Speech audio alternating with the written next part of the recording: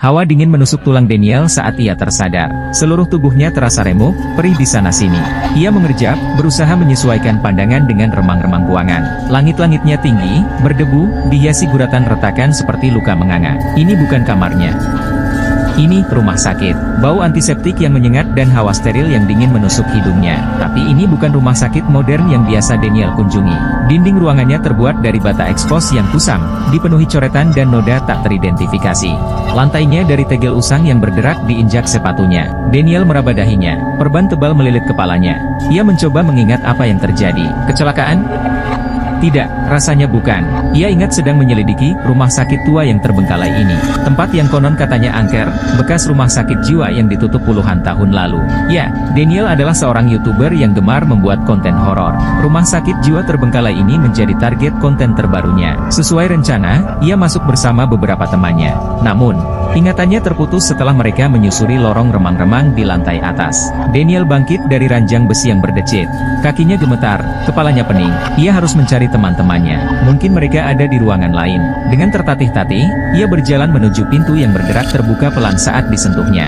Lorong di luar remang-remang, hanya diterangi cahaya samar dari jendela yang tinggi. Suasananya sunyi senyap, hanya dipecahkan oleh suara langkah kaki Daniel yang bergema. Pintu-pintu berderit di sepanjang lorong, seolah bisikan yang memanggilnya. Daniel mempercepat langkah, hatinya kian tak menentu. Ia melewati ruangan-ruangan kosong. Bekas tempat tidur pasien berserakan, perlengkapan medis berkarat tergeletak di sana-sini. Di salah satu ruangan, ia melihat meja operasi tua yang berlumuran noda kehitaman. Perutnya mulas melihatnya. Tiba-tiba, dari ujung lorong, terdengar suara gesekan. Daniel berhenti, matanya menyipit. Suara itu semakin jelas, seperti suara kursi roda yang didorong pelan. Daniel memanggil nama teman-temannya, tapi tak ada jawaban. Rasa takut menjalar di punggungnya. Perlahan, Daniel mendekati sumber suara. Lorong itu menikung, menghalangi pandangannya. Ia mengambil napas dalam, memberanikan diri untuk mengintip. Di tikungan sana, ia melihat sebuah kursi roda tua terdorong dengan pelan. Tapi, yang membuat Daniel terpaku adalah sosok yang duduk di kursi roda itu. Tubuhnya kurus kering, dibalut gaun rumah sakit yang sudah lapuk dan bernoda. Kepalanya tertunduk, rambut panjangnya menutupi wajahnya. Tangan kurusnya mendorong roda dengan gerakan pelan dan mekanis. Daniel memanggil sosok itu. "Halo? Ada orang di situ?"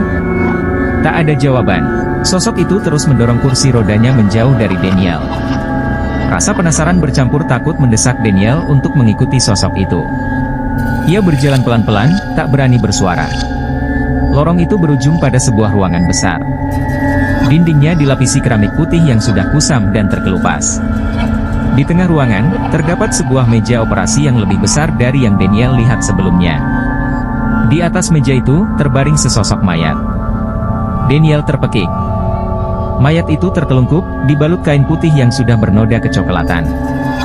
Bau busuk menyeruak memenuhi ruangan. Daniel menutup hidungnya, melangkah mundur perlahan. Namun, gerakannya terhenti saat melihat sosok yang mendorong kursi roda itu berhenti di samping meja operasi. Perlahan, sosok itu mengangkat kepalanya. Wajahnya pucat pasi, matanya cekung dan kosong. Mulutnya terbuka lebar, namun tak mengeluarkan suara. Bau anyir menyeruak dari mulutnya yang membusuk. Daniel terpaku. Sosok itu hantu? Mayat hidup? Ia gemetar hebat, tak bisa mengalihkan pandangan dari sosok mengerikan itu. Sosok itu lalu mengulurkan tangannya yang kurus dan berkeropeng ke arah mayat di atas meja operasi. Tiba-tiba, teriakan melengking memecah kesunyian. Daniel menoleh ke sumber suara. Di ambang pintu ruangan, berdiri sosok pria.